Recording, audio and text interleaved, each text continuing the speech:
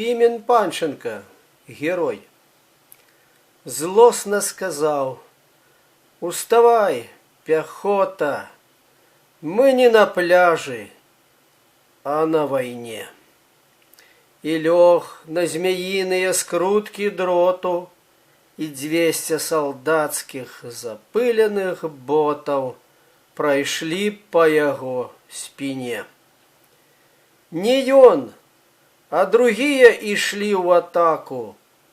Гранаты кидали у блиндажи, кололи фрицев, полили танки, и стяг перемоги внимали ранком на завоеванным рубежи.